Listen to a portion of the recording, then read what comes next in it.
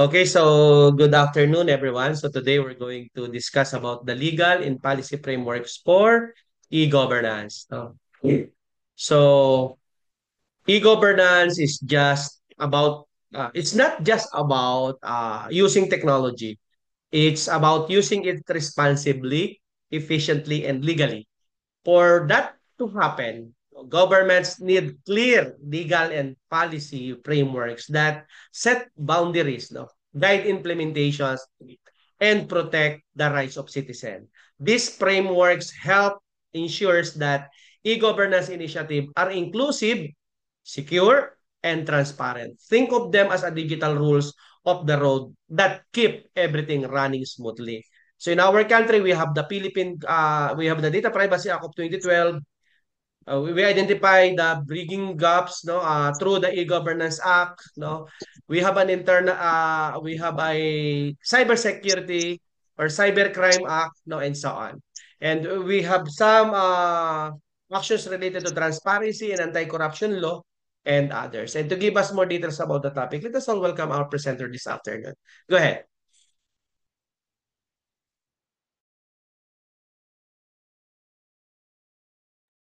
Thank you po. Good afternoon, everyone. Good afternoon, classmates. Good afternoon, Dean. And I will be discussing the legal and policy framework for e-governance. So, the learning outcomes is to understand the e-governance. Nung first meeting natin, na-discuss na po to, pero magbibigay pa rin po ako ng pahapyaw. What is the e-governance? Next is to overview of the e-governance landscape in the Philippines. As we all know, yung e-governance, kailan siya pumatok? So familiar kayo, nagkaroon ng COVID pandemic, doon talaga siya talagang nag-boom. So may didiscuss ko din siya. Next is the legislation and policies for e-governance. Yun nga po yung mga batas. Then yung data privacy protection. Next is the digital inclusivity and accessibility. Then interoperability and standards. Then the interoperability and standards. And next is the open government data data initiatives. So, ito po yung mga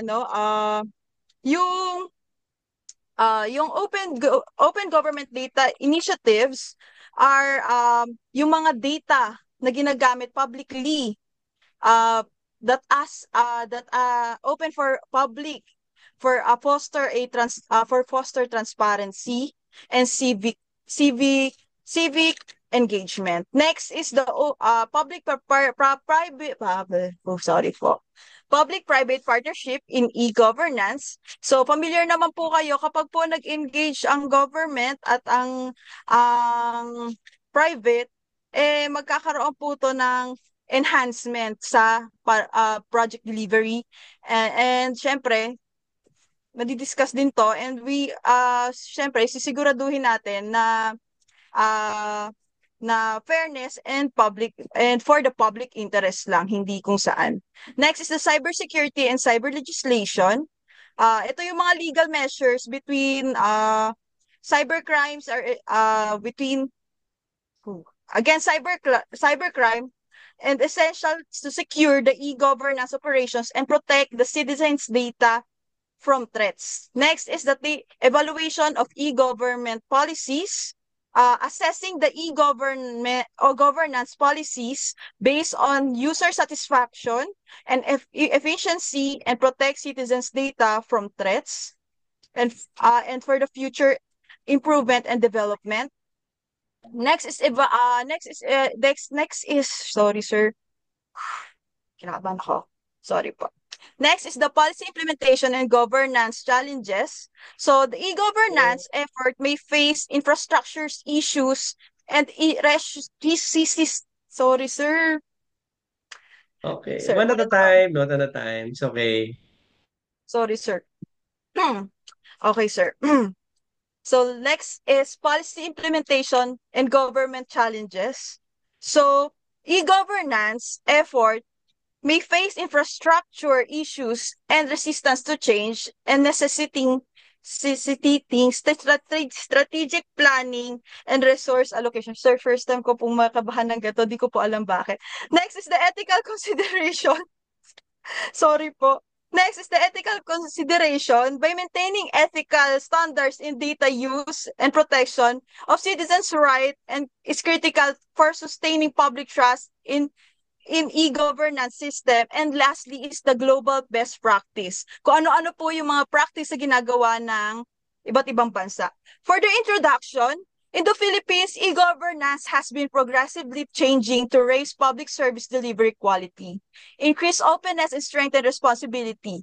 Still, the nation lacks a thorough legal framework, especially addressing digital governance and internet access rights, especially in data privacy, cybersecurity, and public information access. Several laws help e-governance to grow, examining in depth the legal and policy framework supporting e-governance in the Philippines. This addresses its relevance, difficulties, and future directions.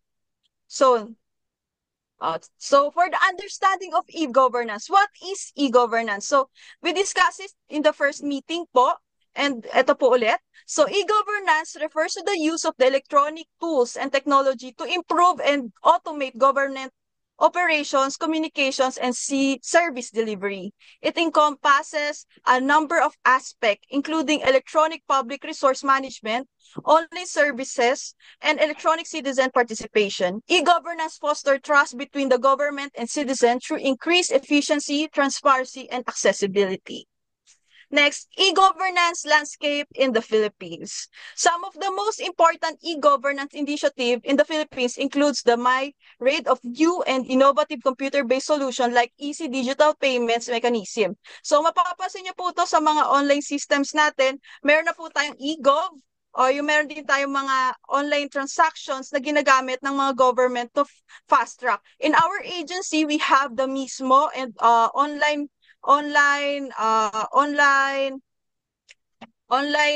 service na doon nagbabayad ng mga seafarers. Kasi taga Marina po ako, doon po nagbabayad, doon po nagpapa-reserve ng booking for evaluation ng mga papel bago po makaakyat at bago po ma-issuehan ng mga seafarers book.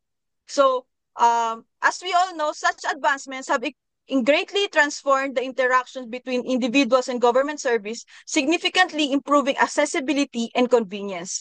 This shift has been especially significant during the COVID-19 outbreak, when physical movement was restricted and visit to government offices were hindered, so that such virtual resources become inavailable to people. So as we all know, nung nag-pandemic or nagkaroon ng COVID, lahat tayo, hindi lang po ang mga taga-gobyerno, pati rin po ang mga private, pati po lahat din naman siguro ng tao, hindi na po makaalabas ng bahay, syempre natatakot po.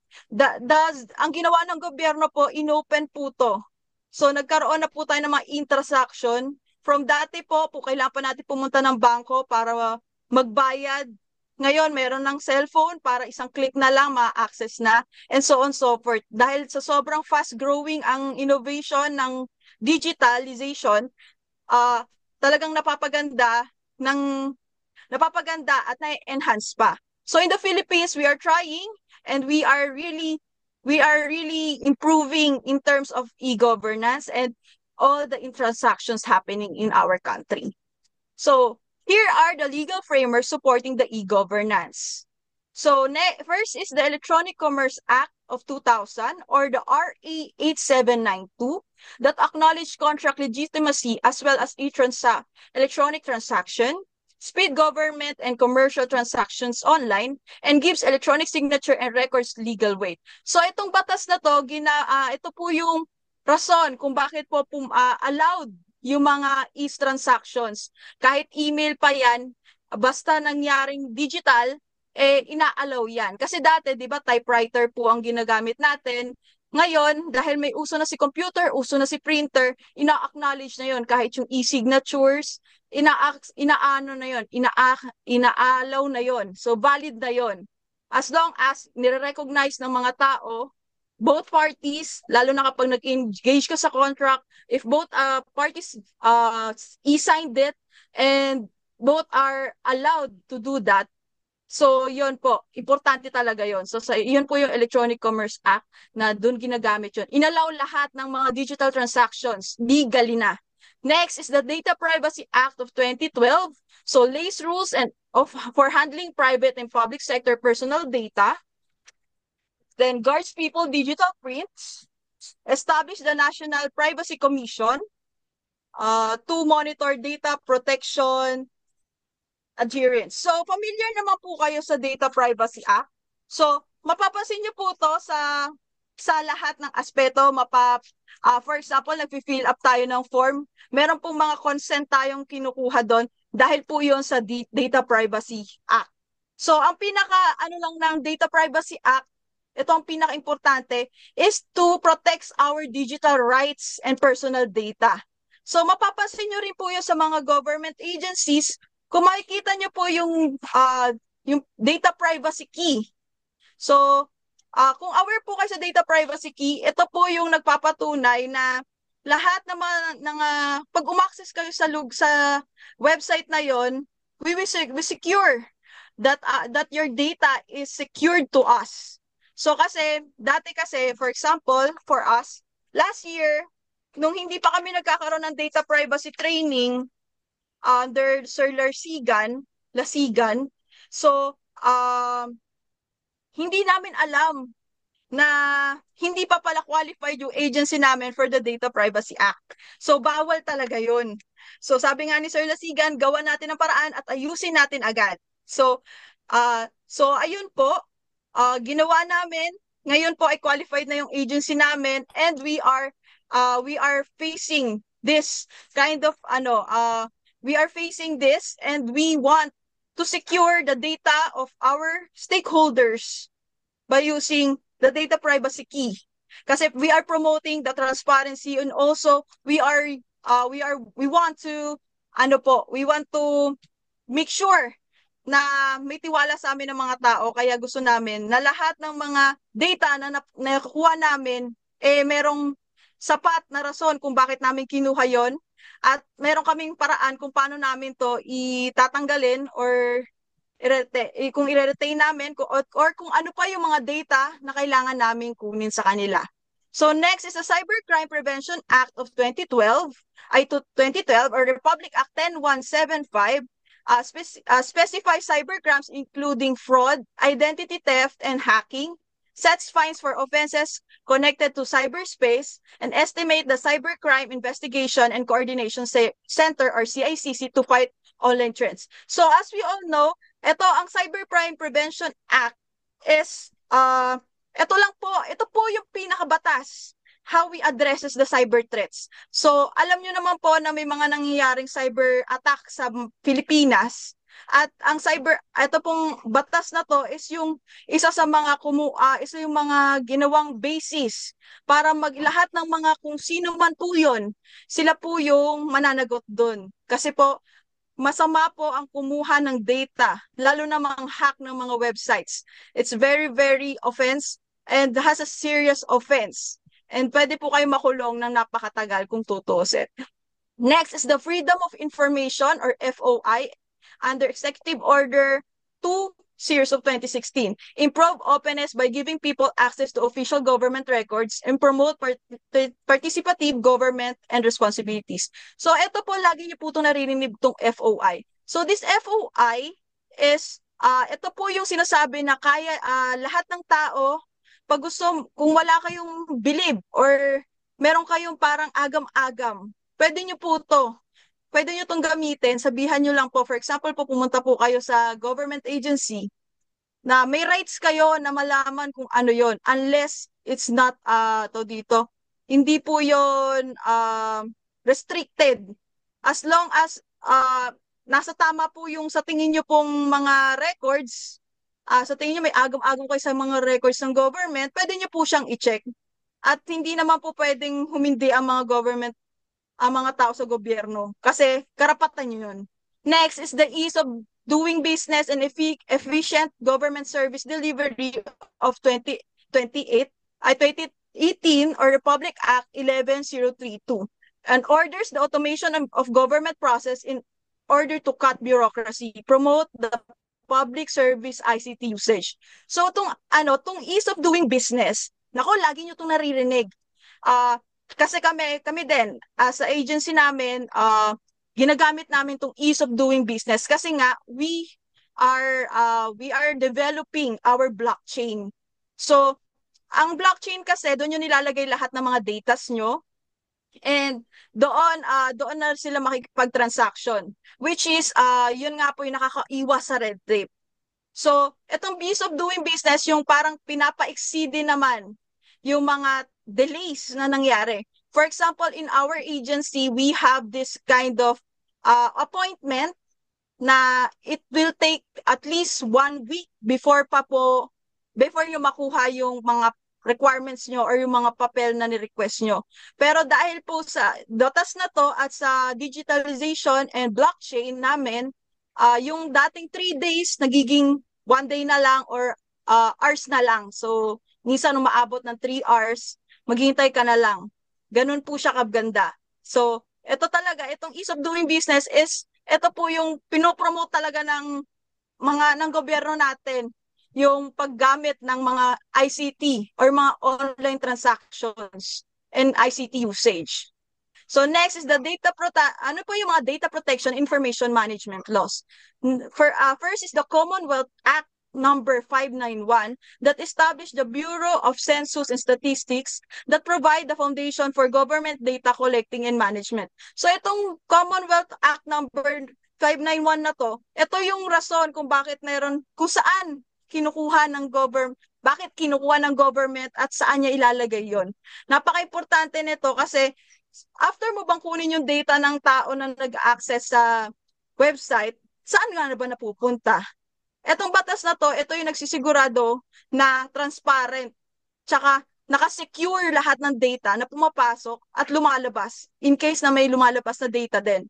Lahat is beyond track at hindi siya napupunta kung saan lang.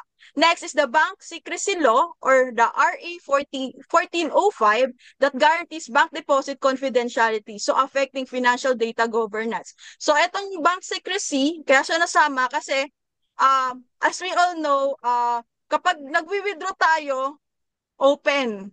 Pero pag nagde-deposit, syempre, hindi naman pwedeng malaman ng lahat kung magkano yung inaano mo, yung dinideposit mo. So, this law is guarantee that the depositor has a confidentiality. So, hindi pwedeng malaman ng kung sino unless authorized by the person who deposit. Next is what is legal framework for digital security, privacy, and online protection. So ano pa nga ba yun? So we have the SSS law or RA 1161 that regulates social security and online services connected to government benefits. So yung alam niyo naman po yung SSS, Pag-ibig, PhilHealth is part of this law. Kasi nga, nung panahon, kailangan pa pumunta doon. Nung nagkaroon ng law na to, inaalaw na tayo magkaroon ng online services. So for example, gusto kong gumamit ng SSS ko para sa kapag nag-leave ako, gusto ko sanang bayaran yung na-leave sa akin and so on. Itong batas na to, yung nagre-regulate na para makita ko kung magkano ba yung makukuha ko in the long run. So next is wiretapping law or RA 4200, forbids illegal communication recording. So, as we all know, etong law na to, nangyari to panahon ni Gloria. So, ano nga ba yung batas na to? So, forbids illegal communication recording. So, familiar po kayo sa nangyaring Hello Garcia controversy. Yung nagkaroon ng illegal recording. That's why, parang naging batas to na sinasabi na illegal, bawal ang unauthorized recording. So, dapat lahat ini-inform. Kapag magre-record kayo, lahat dapat ini-inform. And dapat lahat is authorized and allowed, both parties. Next, the Human Security Act or RA 9372 that addresses cyber operations like terrorism. So, as we all know, itong Human Security Act, ito lang sinisigurado. When we are access the internet, syempre, ang government natin is kahit papaano, alam ko, naniniwala ako na may access kahit sa mga website na ini-enter natin tulad ng Facebook. So, hindi nyo nang mapapansin sa Facebook na merong mga recruitment dyan ng mga terorista or whatsoever. Dahil syempre, dinidelete agad to or iniiwasan to ng gobyerno. Actually, hindi niya inaalaw talaga to. So, ito talaga, itong Human Security Act is just securing us to avoid us to join the terrorism. Syempre kasi, kapag syempre open ang terorismo sa Philippines, edi magkakaroon ng gulo.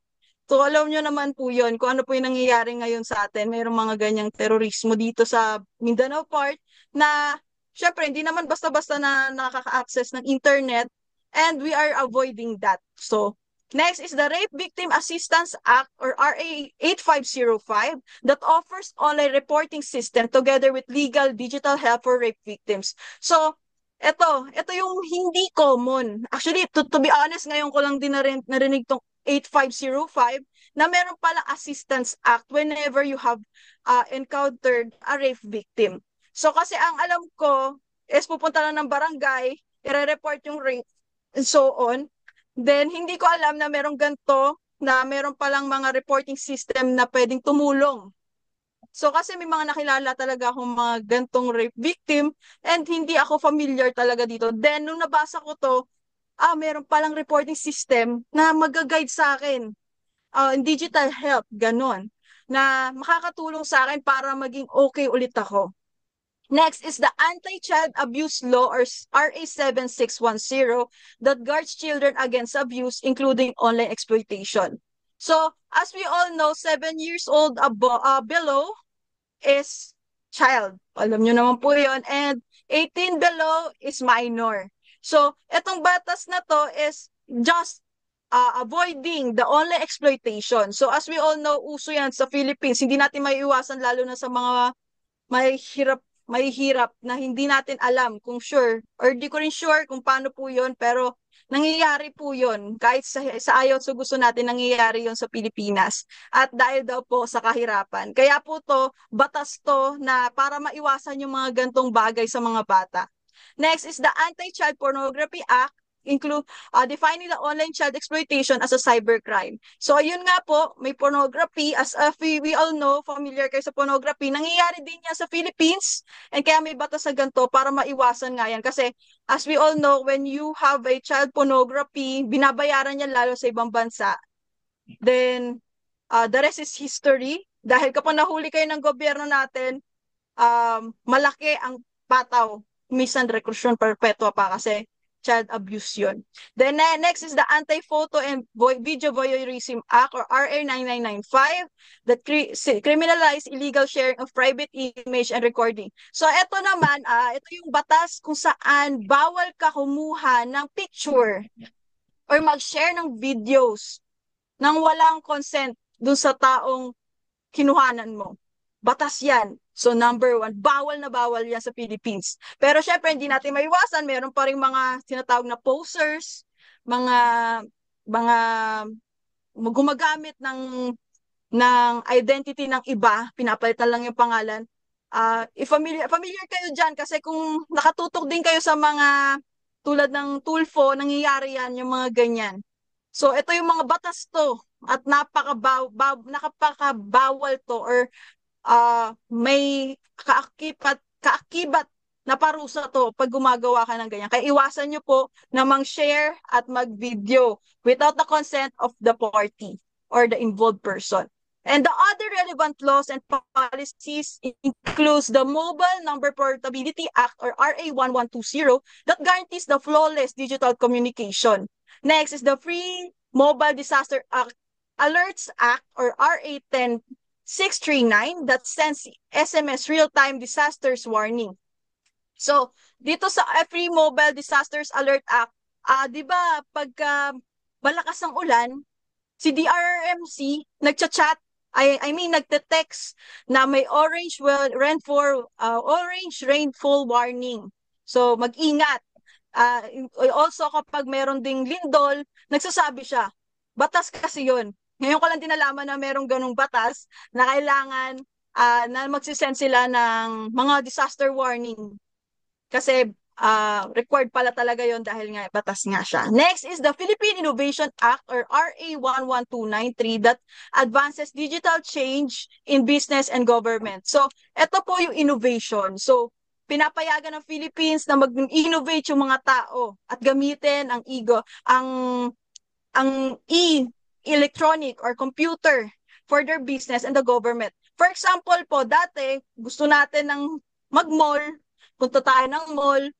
Ngayon, pwede na si Shopee, pwede na si Lazada, pwede na si TikTok, and so on. Kasi nga, mas mabilis at portable and advisable. Kaysa naman pumunta ka sa mall na mamimili ka, mapapagod ka, kakain ka, mas mapapagastos ka. Unlike nung nagkaroon ng innovation na ginamit na ngayon at recognize na yung mga digital platforms like Facebook, may e-market na, may marketplace, meron ng mga mga applications na tulad ng Shopee and Lazada na pinagbibilhan natin na mas madali at dahil yon sa mga gantong batas na inaalaw nila. So, significance of e-governance law. The effectiveness of and efficiency of digital governance depends much on e-governance law. Their relevance consists in legal certainty for digital engagement, enhance data privacy and cybersecurity, promoting transparency and efficiency, and fostering digital citizens engagement, and encouraging innovation in public service delivery. So, bakit nga ba kailangan to? Kailangan kasi natin, ang pinaka number one talaga dyan is to promote the transparency. And syempre, whenever we, and whenever, uh, uh, whenever a, wait lang, sorry po. So, kasi nga po, pagka, for example, nag-engage tayo sa internet, we should allow ourselves na magkaroon ng threats. Kasi every time we click, hindi natin sigurado.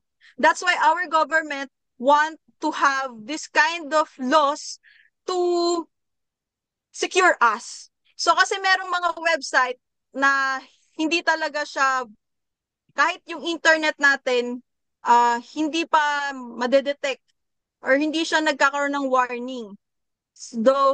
So, eto nga po, kailangan talaga to para nga talaga maiwasan natin to. Kasi kapag nangyari, nagkaroon tayo ng problema, and whenever are we using our data in the internet, pwede magamit to sa masama eh. Pwedeng, for example, as we all know, GCash. Ngayon, pati GCash binibenta na kapag wala na talagang pera. Nangyayari yan kahit illegal. And that's very, very alarming in the government.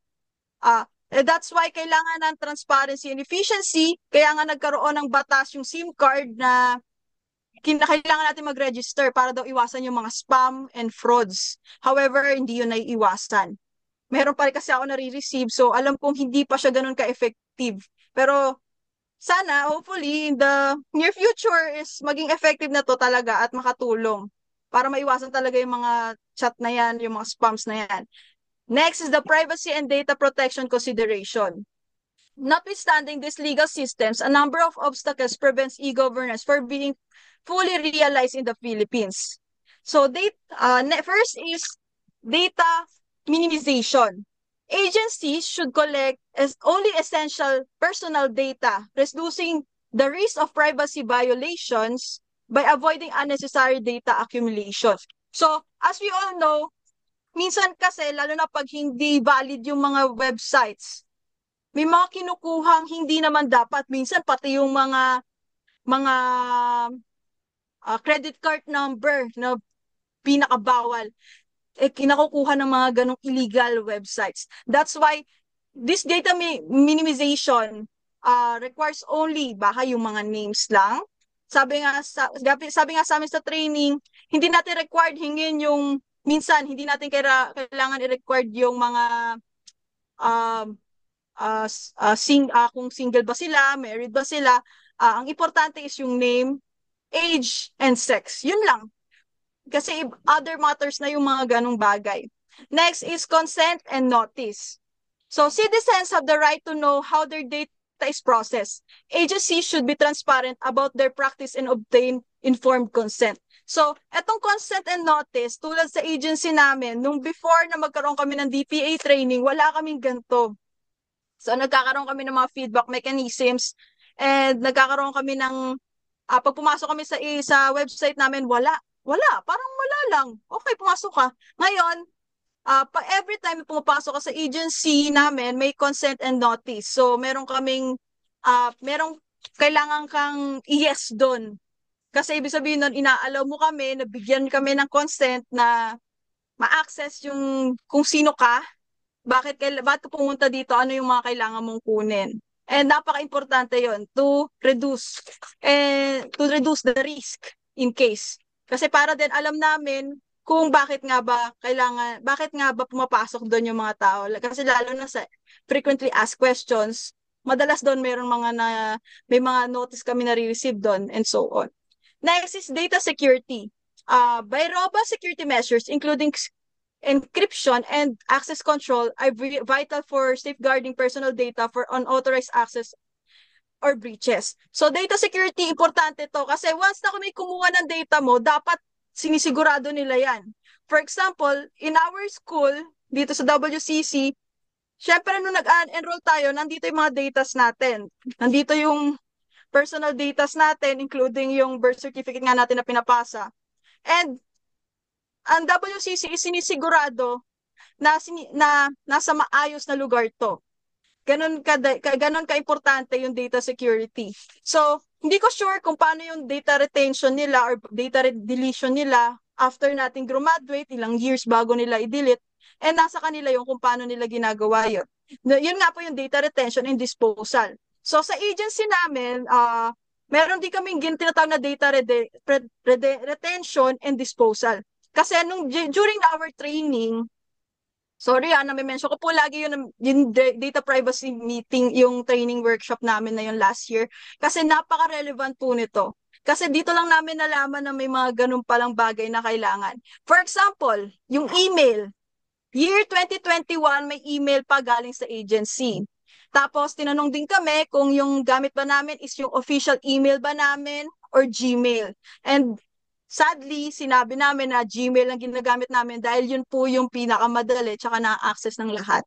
So, ang sinisigurado ng data retention and disposal is lahat ng data na after gamitin, paano mo siya i-dispose? Or paano mo siya i-delete sa system? Kasi ano naman gagawin mo doon afterwards, di ba? Siyempre, wala na tayong gagawin doon and madadagdagan lang storage, which is yun yung mga kailangan na i-delete para magkaroon ulit ng space. Lalo na sa ating, kasi di ba, most of the time, ginagamit tayo ng Microsoft is may 1 terabyte. And if in the long run, lumilit yung space at kailangan natin mag-delete. That's the way how our government want also to secure and how to dispose. In our agency, meron nga kaming blockchain. So, dun nga nagkakaroon ng mga errors. So, syempre, pag nagkakaroon ng errors, dumadami. Dahil, syempre, iba-ibang stakeholders yan. Then, ang inaano lang namin, ang sabi ng DPO namin or Data Privacy Officer namin, they were given 24 hours to comply this or else their data will be disposed or deleted and they will reapply na lang. Ganun ka-importante. Next is transparency and accountability. Agencies should maintain high level of transparency in their data handling and be accountable for compliance with data protection laws.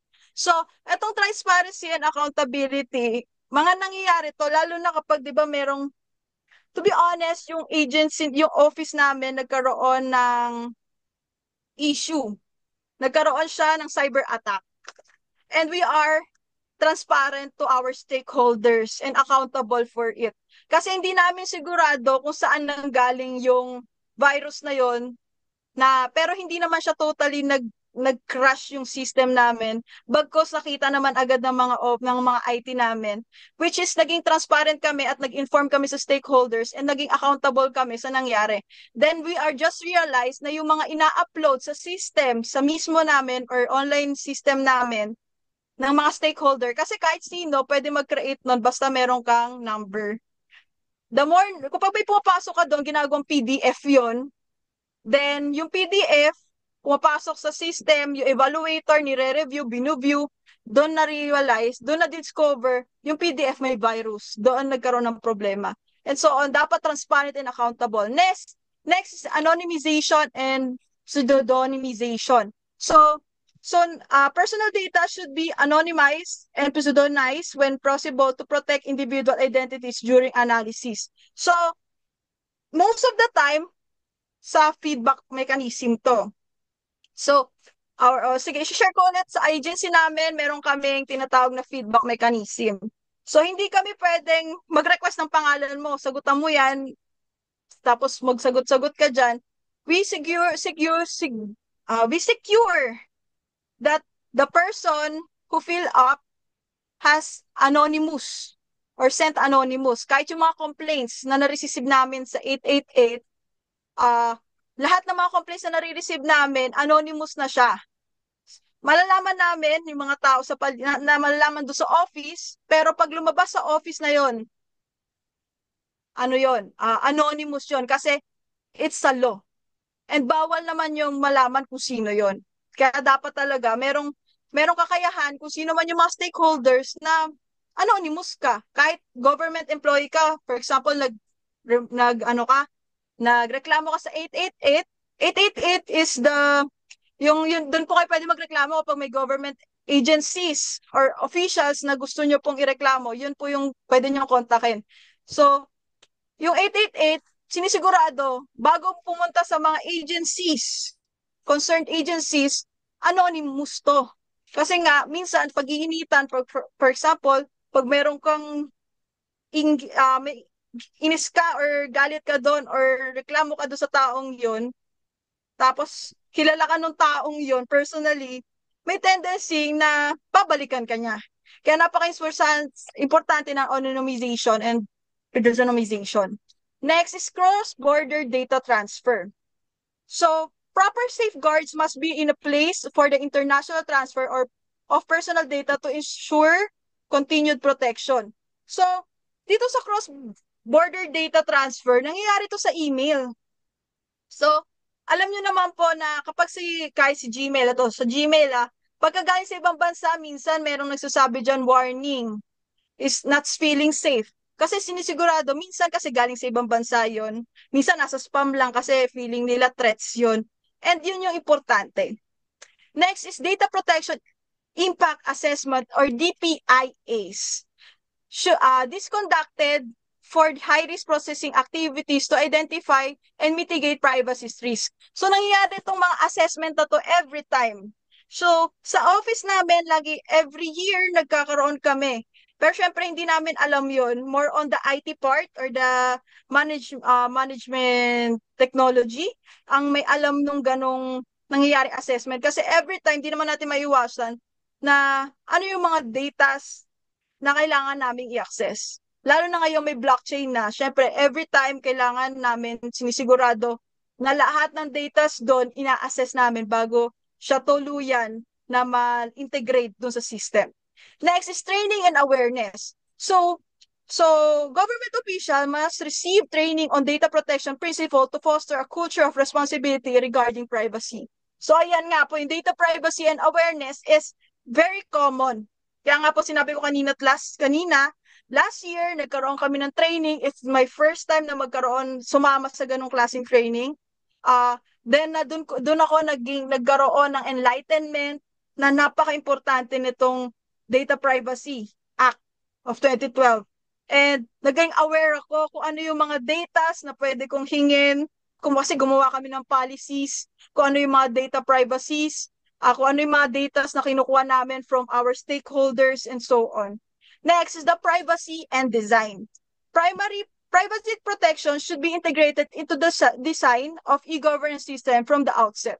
So, syempre, yung pinakamaganda dyan is yung design ng website. For example, the website is friendly. Easy siya, mabilis siyang gamitin, and mabilis maintindihan ng kahit sino, kahit bata. So next is the challenges in implementing the e-governance. Notwithstanding the legal system, a number of obstacles prevent e-governance from being fully realized in the Philippines. First is in the inadequate ICT infrastructure.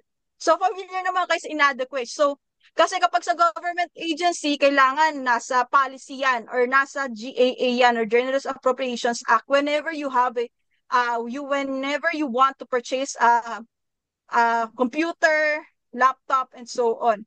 So, yun ang medyo mahirap kasi kulang talaga. Lalo na sa government natin, kulang yung mga ICT infrastructure. Lalo na sa mga rural regions. Kasi dito sa sa sa may Metro Manila, okay medyo madami eh. Pero nung pumunta kami sa MROs or regional office namin, doon namin na-realize na yung mga computer nila sobrang bagal na, hindi na talaga kayang umaccess, walang internet, uh, panahon pa ng dinosaur, and so on. Next is persistent cybersecurity threats, data privacy issues, and ongoing cybersecurity threats. So, hindi natin maiwasan, araw-araw, dapat talaga chinecheck kasi nga hindi natin masisigurado na may threats na pala dun sa mga sa website na pinupuntahan natin. So, kailangan talaga ng persistent cybersecurity threats. So, kahit naman kami, pumapasok kami sa government agency website namin, minsan, syempre, computer namin, kahit computer ng agency namin, na alam naman nila na access namin lahat kasi open naman yun. Pero yung ISP namin is may access din sa amin para makita kung talagang may ganong point kami na tinitignan ko ano yung mga binubuksan namin, and at trace nila kung ano yung mga binubuksan namin. Next is digital divide. So, digital divide producing unequal access to e-governance system. So, minsan kasi di natin maiwasan na merong location na walang internet. Kaya nagkakaroon ng digital divide. Kasi dito sa Metro Manila, malakas ang internet, so kaya kong gumamit ng mga systems ng gobyerno. Pero pag nandun na ako sa ibang lugar, napakahina ng internet. So, kailangan pumunta doon sa agency or pumunta doon sa office mismo. So, nagkakaroon ng digital divide doon. Next is resistant to digital transformation. So, resistance to digital transformation, ito po yung mga samples na nahihirapan silang i-embrace yung digitalization. For an instance po, sa mga katrabaho, ako po personally, I have this senior na retired naman na po na gustong matuto ng computer pero kasi sinasabi niya sa akin mabagal siya mag-type. Hindi naman sa resistance yun, pero kasi mas sinasabi niya na ibibigay niya na lang sa mga bata yung ganong trabaho kasi mabilis sila matuto. So, unlike us na matatanda na magre-retire na, sila na bahala dyan. Ganon po yung resistance for digital transformation. Yun nga po yung opposition for digital transformation inside the government departments. Last is legislative delays. So, delays in passing important legislation including the Whole Freedom of Information Act. So, yung mga batas, nangyayari kasi, nagiging challenge yan kasi minsan kinu-question ng mga nasa taas or yung mga mambabatas natin yung mga klase ng mga batas na kailangan naman talaga para sa Philippines. Nagkakaroon ng legislation delay doon. Alam nyo naman po yung kinu-question nila. Yung sa tingin nilang, alam naman natin may benefit to sa atin, pero sa kanila, minsan kasi tatamaan yung kung ano man yung meron sila. For example, may business sila na ganyan. Pagka nagkaroon ng digitalization, mababawasan and so on. Next, in ensuring the inclusivity and accessibility in governance, to promote an inclusive digital and governance model, several measures should be implemented. First is the digital literacy and training. So yan nga po, yun nga po, maliban sa data privacy training, mas maganda po na magkaroon tayo ng digital literacy training. So tulad ng mga paano gumamit ng Excel, meron din mga trainings na kung paano mag-send ng mga emails, in a professional matter, may mga ganong klaseng training. And paano po yung pag-build ng computer? Si TESDA may mga ganyang training ha, for info po. So, importante na maging literate ang mga tao kahit matanda. Napaka-importante na digital literate siya. Hindi lang sa computer, pati sa cellphone. So next is multi-platform accessibility. So multi-platform accessibility, yun nga po, yun yung may kakayahan kang i-access lahat ng website, hindi lang yung website ng kung sino lang. For example po, si eGov nga po, di ba may eGov na tayo. Ngayon, yung eGov is in-engage na rin nila halos lahat ng mga government transactions. Yun ang pinamaganda. So, unless pumasok ko doon sa eGov na yon, pagpasok mo may mga multi-platform doon na na-access mo kahit yung isang app lang na yon.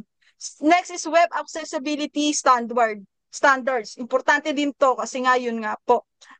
Pagka pumasok ka doon, web accessibility is kung paano yung mga makikita mo doon kapag pumasok ka sa websites is very important na uh, na may access ka doon at alam mo kung ano ba yung kinukuha nilang data sa'yo doon.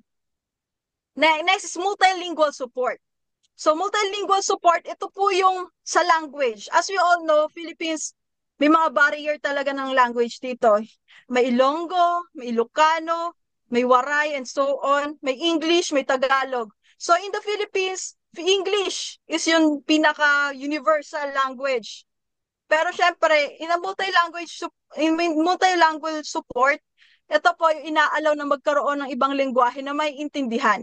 For instance po, pagka pumunta ka sa ibang lugar, for example, sa lugar nila Sir Julito or Julito Garcia, so familiar, yung mga ginagamit doon, yung language nila para mas maintindihan nila. Kasi kapag in English nyo yan, hindi nyo basta-basta maintindihan yan, oo lang sila ng oo. Agree ba kayo doon? Next is the offline access. So most of the time, when we have a online access, kapag nagwalan tayo ng signal, automatic, hindi na natin ma-access yun. That's why, kailangan natin ng accessibility to offline. For example po, yung Google na lang po. Ngayon po, pagka wala ng internet, kapag gumagamit tayo ng Google Sheet, Google Drive, Google Docs, whenever we don't have an internet po, this offline access allows us to use the uh, the the to use it in an offline manner, then pagbalik mo, magsisync naman doon. Next is the assistive technology. So assistive technology, ito si AI. Paano masabi si AI to? Kasi ito po yung mga automatic na sumasagot. For an instance po, may bot. Yan, kilala niyo po yung mga bot. For example, pumunta kayo sa website, may mga bot doon. Kahit sa mga bangko, yung mga website ng bangko, merong bot doon na sumasagot sa inyo pagka may queries kayo. Na ito yung sumusuport sa inyo. Kasi minsan, mahirap tumawag, lalo na sa mga agencies. Minsan, busy talaga yung lines, and so on. So, pumupunta na lang kayo sa website, tinitingnan nyo doon, then makikita nyo doon si chatbot. Yun yung mga assistive technologies. Next is the feedback mechanism. So, yung feedback mechanism, yun nga po, yung nakaka-receive tayo ng feedback kung ano pa po yung mga bagay na gusto nating i-enhance. So, syempre, tayo, kung nagsisimula pa lang talaga tayo sa digitalization, makaka-receive tayo ng mga negative and positive. And what should we enhance it? How we should enhance it? Tulad nga po sa amin, na may blockchain kami na ongoing. Actually, last year lang siya na-implement, pero hanggang ngayon, ongoing. And the feedback mechanism is continuously negative. That's why we are trying our best na i-improve pa yon. So by dito, sinusundan namin yung mga demand, yung mga reklamo and so on para to enhance our stakeholders. Para may ma-enhance yung service namin to the stakeholders. So for the future direction and recommendation to promote an inclusive digital governance model, several measures should be implemented. Enactment of comprehensive e-governance law. So familiar naman kayo na by addressing complexity in digital governance, ito yung magkakaroon ng unified legal framework. Sana magkaroon ng ganito kasi importante na magkaroon ng ganito. in the near future. Kasi ano to, ibig sabihin inaalaw na natin lahat ng transactions in a digital manner. Next is to strengthen the cybersecurity measures by implementing a strict cybersecurity rules together with funding digital infrastructure will improve security. So, as we all know, we strengthening our cybersecurity, we also enhance our ICT infrastructure. Syempre, kung gusto mo naman mag-improve yung cybersecurity nyo, kailangan syempre updated lahat. Kahit ICT infrastructure, even para po masigurado na may improve yung security ng mga data na nakukuha natin or nakukuha ng nakukuha sa stakeholders. Next is the expansion of digital infrastructure by bridging the digital divide depends critically on improving internet access to ICT facilitates all around. So, next is public-private partnership or PPPs to encourage of cooperation between the government and the business sector will hasten technological development. So, as we all know, sa PPPs, marami nangyayaring ganyan. So, for instance, ito, agency na namin to, pero ang blockchain namin is totally hindi namin siya hindi dinevelop ng Marina. Bagkus kinuha namin siya sa private company na susupport sa amin kasi nga ginawa naman namin to, binak namin to or public bidding namin yon. So, during that kind of partnership with the private sector, syempre, binayaran namin sila to enhance the service and the same way, may benefits yun sa kanila kasi kaya nila palang gumawa ng ganon. So, tinatangkilik din ng ibang companies yon. So, in the private-public partnership, syempre, sinisigurado natin na yung government yung nagbe-benefits, hindi yung private company. So, yun nga po. So, yung blockchain, binayaran siya ng ganong halaga, then, continuous enhancement siya ng private partnership or private company without a fee. Kasi nga, sila ang sila doon. Then merong mga instances na binabayaran sila dahil sa mga maintenance, yung mga kailangang improve whatsoever sa database. And so kahit sa mga infrastructures nila kasi kailangan minsan ng systems nila na ma-improve, lalo na for example, yung mga memories kailangan nilang palakihin yun and so on. So syempre, yun yung mga binabayaran ng government na kahit pa paano, nagbe-benefits din naman yung private partnership doon. Next is capacity building and digital literacy program. So yun nga po, mas maganda na meron tayong digital literacy program hindi lang sa government but sa lahat ng tao sa Philippines. I mean, in the world actually. Kasi we don't know the risk whenever we access the internet. That's why this kind of literacy program will enhance and will be mindful whatever we are clicking. So next is, so in conclusion, e-governance is needed for Philippine public administrations today in order to bring about efficiency, transparency, and people participation. Through a lot of progress has been achieved, issues related to infrastructure, security, and access need to be tackled. With stronger policy making, investments in technology, and prioritization of digital inclusion, I am able to establish an improved and more inclusive digital system of governance. Thank you for your time, and I hope that through this discussion, one can have worthwhile insight regarding e-governance in the Philippines. So yun po. That concludes my report po. Thank you for listening. Sorry po. Okay, thank you so much, Madam. Okay, again, as our presenter mentioned, no, I am personally known Dr. Lansigan. He is my friend, no, the former National Privacy Commission Director, no. At right now, meron na siyang private company providing training, no, related to Data Privacy Act of 2012. Now, in our country, no, one of the cornerstone of e-governance policy is the Data Privacy Act of 2012, no, or Republic Act 10173 as our presenter mentioned. This law mandates all government agencies to protect the personal data of citizens in digital system. Let's say, for example, no, when you use the DICT eGov PH Super App, no, to request an NBI clearance or birth certificates, the law ensures your personal details won't be leaked or misused. No? This legal protection is important or critical, no, in building trust among Filipinos engaging with digital public services.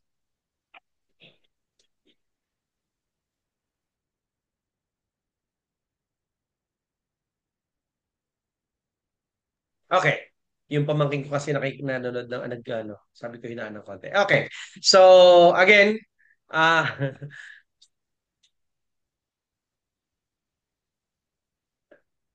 the actually the Data Privacy Act, no, as I mentioned, of course, yes, this legal protection is important, no, in building trust among Filipinos engaging with digital public services. Now, I believe that everybody also aware with E-Governance Act, no, House Bill number 7327, approved in 2023.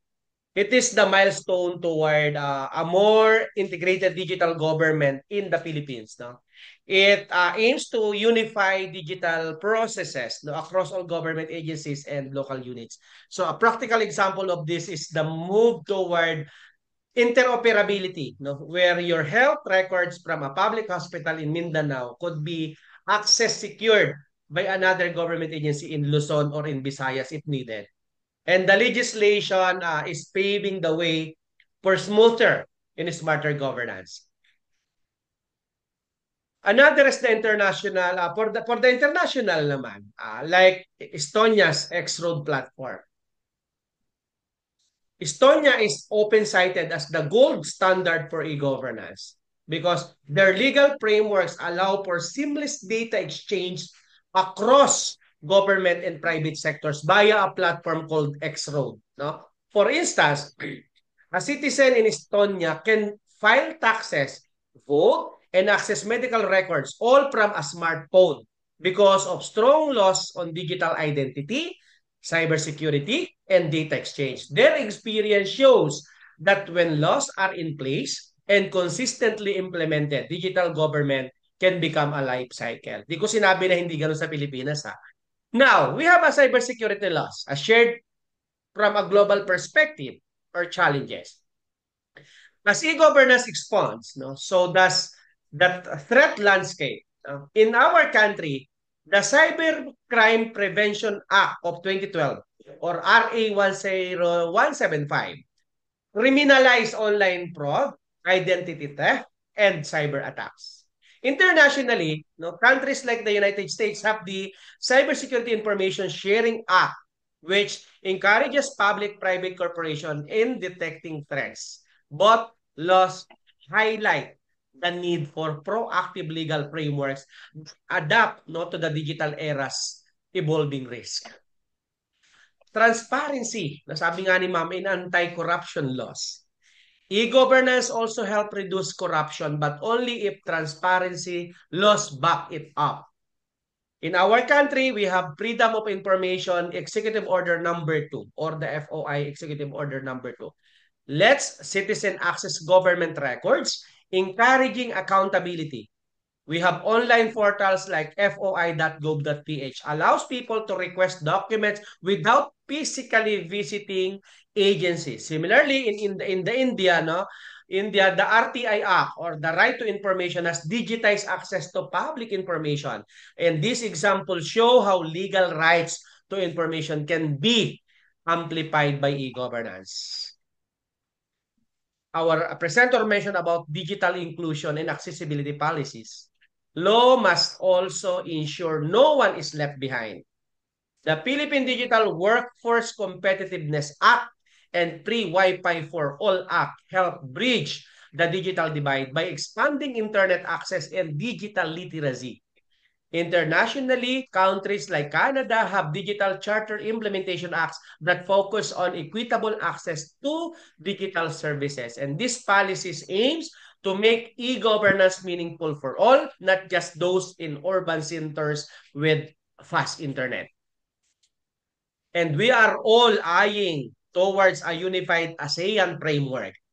In the ASEAN region, no, efforts are underway to harmonize digital laws to foster cross-border e-governance and trade. Because the ASEAN Digital Master Plan, no, 2025 promotes policies like cross-border digital payments, cybersecurity cooperation, and regional data protection standards. The Philippines, as part of this effort, aligns with many of its ICT and e-governance policies with regional goals, promoting seamless interaction across borders, especially important in trade, tourism, and migration. So I think that's it for this topic. Congratulations to our presenter.